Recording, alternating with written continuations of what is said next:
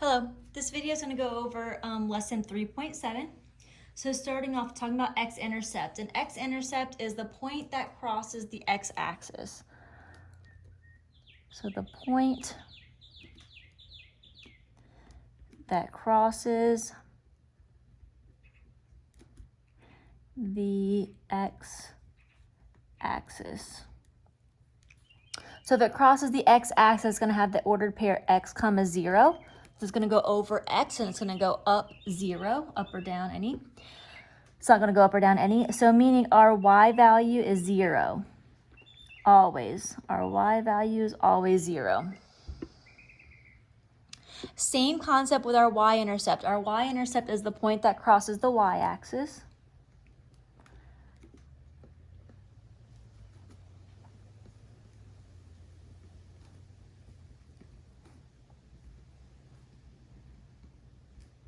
But in here, our X value is going to be 0. So here, our ordered pair is going to be 0, Y. So it's going to go over 0 and then up or down whatever value. So the important thing is our Y value is going to be 0 for our Y. Our X value is going to be 0 for our Y-intercept. For slope, slope tells us the steepness of the line, how steep it is, the incline, the steepness of the line. So for slope, we have multiple different equations for slope.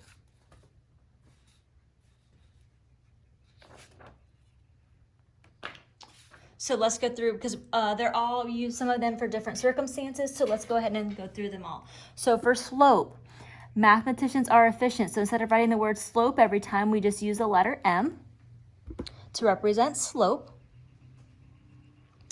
Another word for slope, this is our average rate of change, how our function is changing from one point to the next, average rate of change.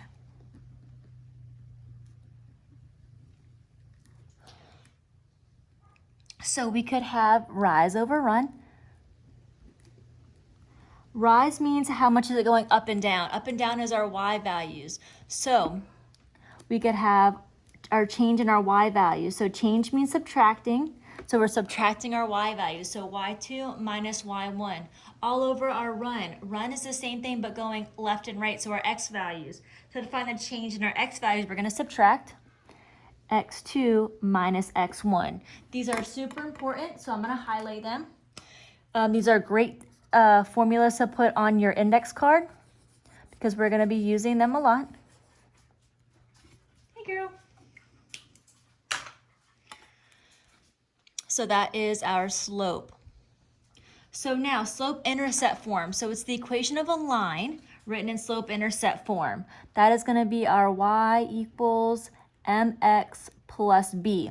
So we talked about m already. This is another great formula to have. We talked about m already. M is going to be our slope. So that is the slope part of our slope-intercept form. The B value is going to be our Y-intercept. So our Y-intercept is going to have the ordered pair 0, B. So our Y-intercept, we label it using the letter B. So here so you can see it all a little bit better.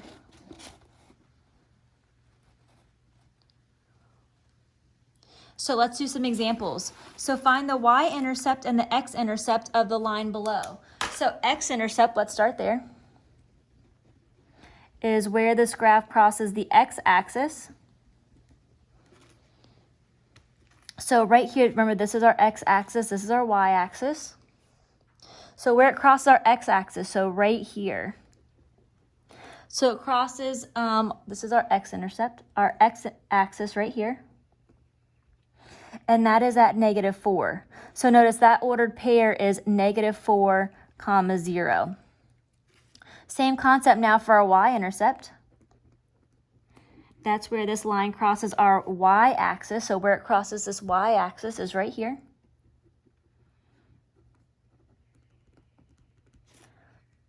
That's our Y-intercept. and that's at -1. So our y-intercept is -1. So our answer here be over 0, down -1. So be careful on Alex. Sometimes it wants it as just a number. Sometimes it wants it as an ordered pair. Just see what it wants. Either way, our answers are -4 for our x-intercept and -1 for our y-intercept. All right, next example. Write the equation in slope-intercept form for the line who's with a slope of 2 and a y-intercept of 3. So if it tells us our slope is 2, up here we said slope is our m value. So we know m is 2. And our y-intercept is 3. Y-intercept we know is b. So we have our m value, we have our b value. Our slope-intercept form of a line is y equals mx plus b. Y equals mx plus b. So we're just going to plug in m, plug in b, and we're done. So y equals, we said m was 2. X plus b we said was 3. So y equals 2x plus 3.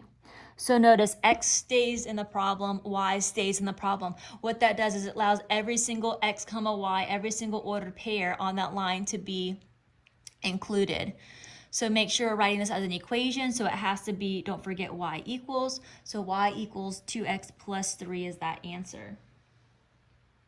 Same thing for the next one. Write the equation in slope-intercept form for the line whose slope is at -2/5 and whose y-intercept is -5. So -2/5 is our slope. That's our m value. -5 is our y-intercept. That's our b value. Same thing like we did before. Slope-intercept form is y equals mx plus b. Whoa. Y equals mx plus b. So we have y equals, we said our m value is -2/5. So y equals -2/5. X plus our b value we said was -5. So plus -5. Here's the thing. We don't need a positive and a negative. A positive times a negative is just a negative. So we can write this as y equals -2/5 x minus 5. Minus 5. And that's our final answer for that one. All right, next page. So graph the line y equals 3x minus 7. So now we're kind of working backwards from the previous problem. If we know y equals mx plus b is our slope-intercept form,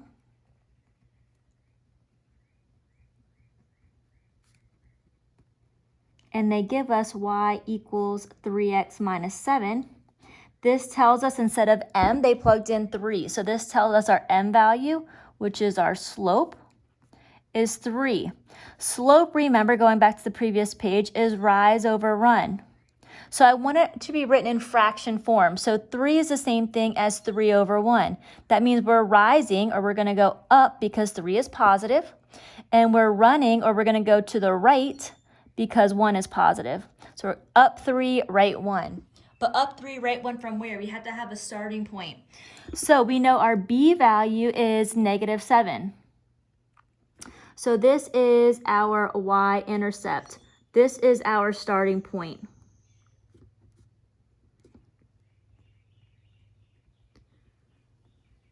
So we're going to start at the y-axis hitting at -7, so right here. Our y-intercept at -7.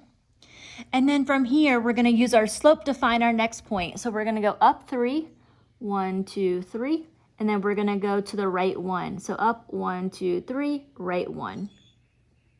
There's my second dot. So now that I have 2 dots, I can connect the dots. And there is my line. So connecting my dots.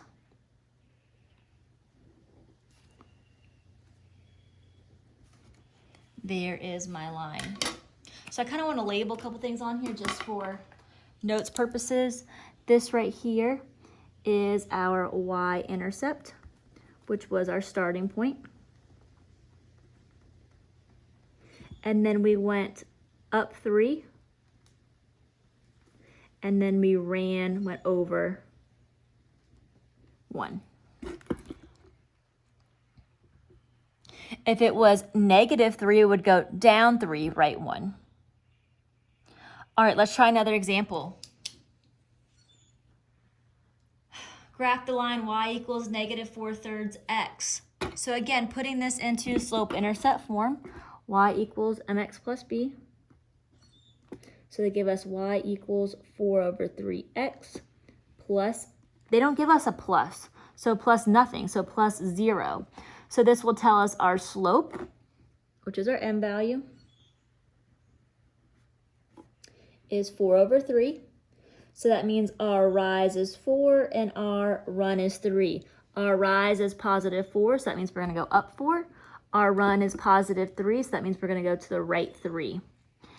And our starting point, our b value is 0. So our y-intercept, our starting point is at 0.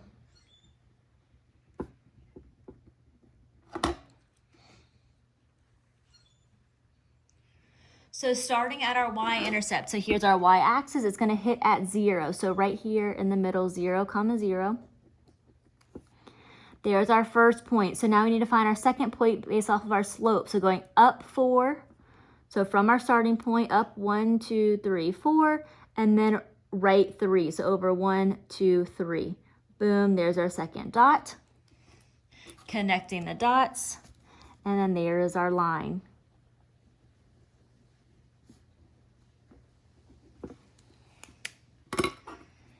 So again, the 0, 0 is our y-intercept, which is our starting point.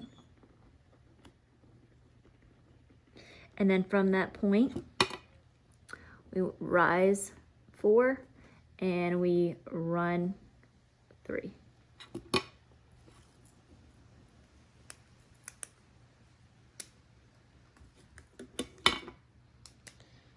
Alrighty. Let me just make a quick note about that negative thing I was talking about. So over here. So, excuse me.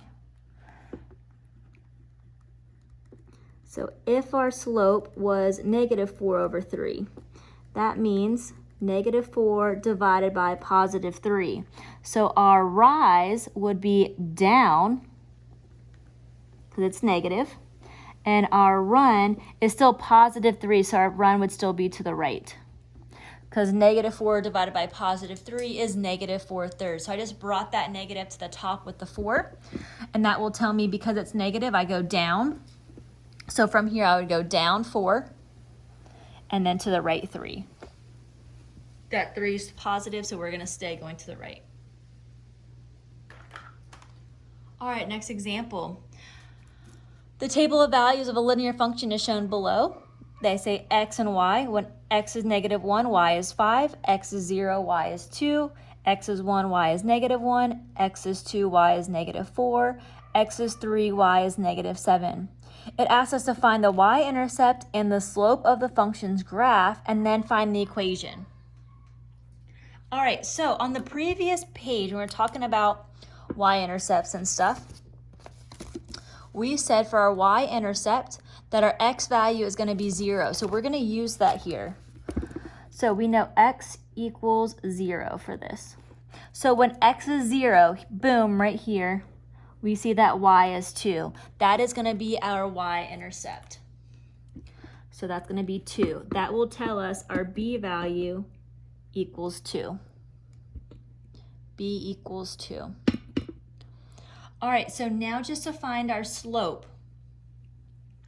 Now to find our slope, you can pick any, these are all just points on the graph.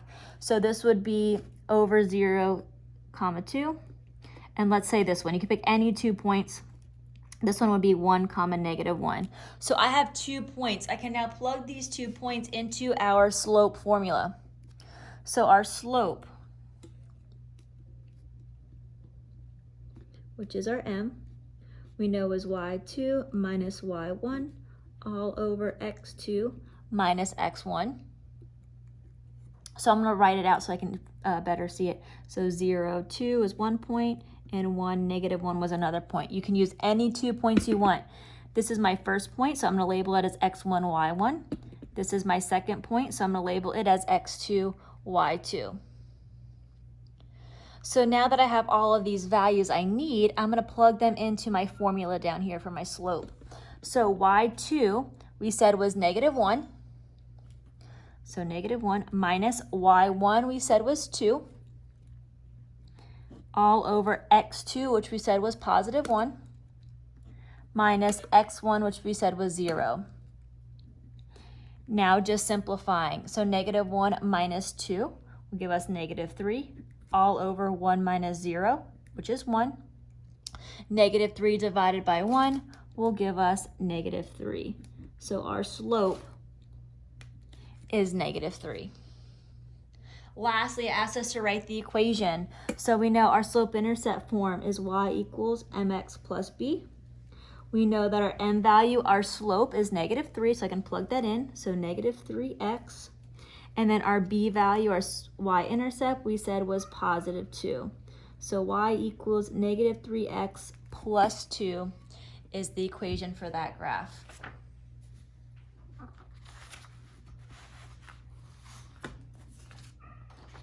Alrighty, next page.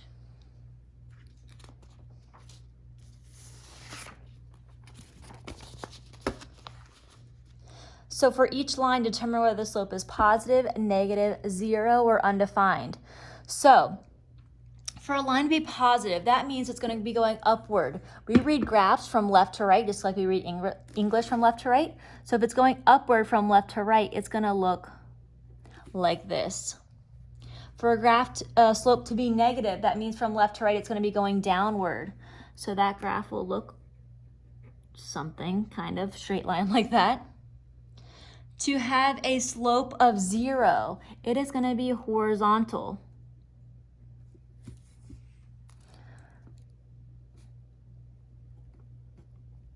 Couple things.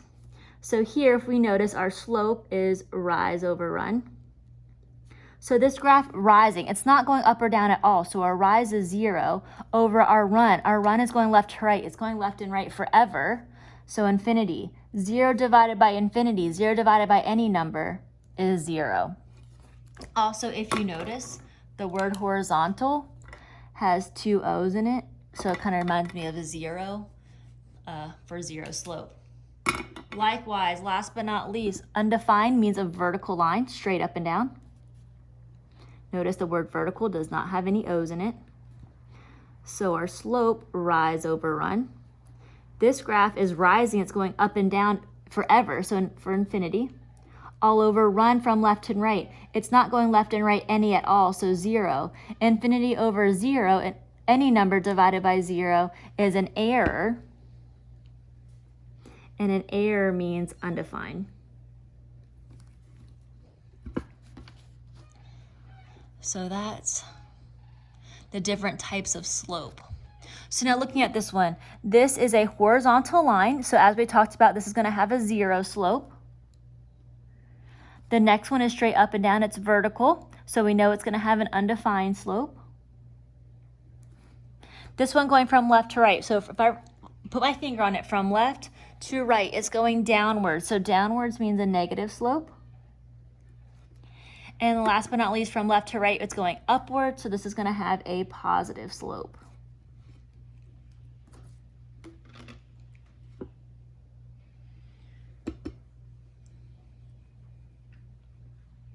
All right, next example. Michael has 11 new magazines to read. Let M be the number of magazines he would have left to read after reading R of them. Write an equation relating M to R, and then we're going to graph the equation. So a couple different options here. So we know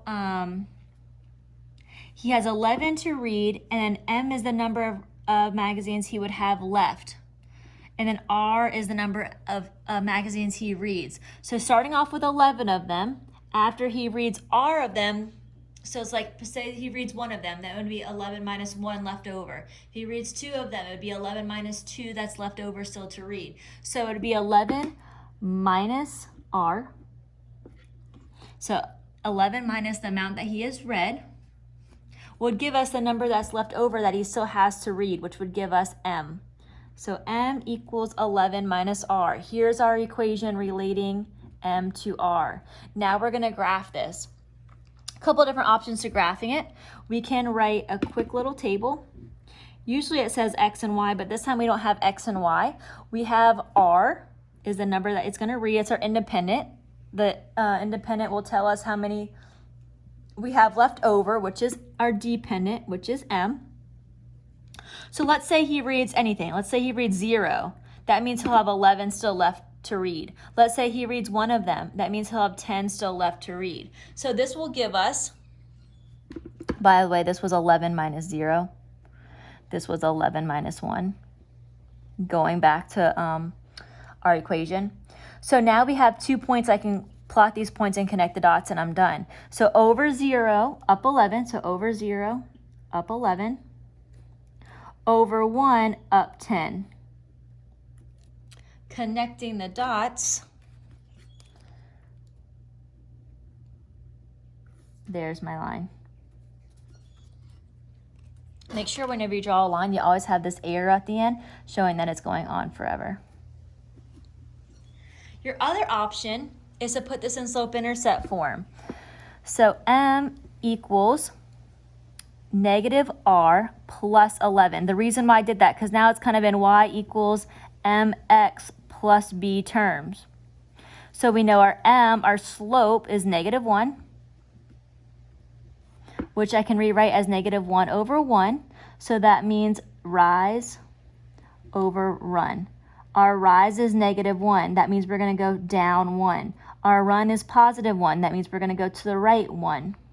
From our starting point is our y-intercept, which is our b value, which is positive 11. So same thing. So our b value is our y-intercept, so our starting point. So boom, hits at 11. And then we're going to go down 1, right 1. There's our second point. So either way, you still get those same 2 points. We have one more last example for 3.7. Next page. Owners of a recreation area are filling a small pond with water. They are adding water at a rate, notice that word rate, of 35 liters per minute. There are 500 liters in the pond to start. So notice that our rate is 35. What's another word for average rate of change? We said that was our slope.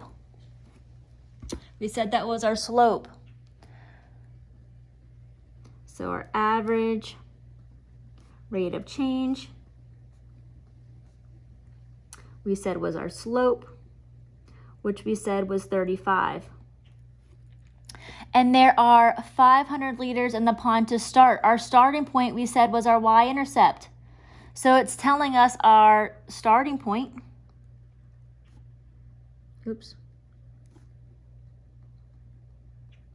which is our y-intercept, which is our b value, is going to be 500.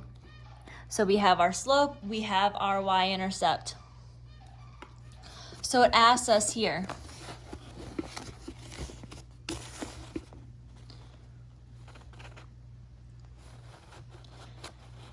let W represent the amount of water in the pond in liters, and let T represent the number of minutes that the water has been added.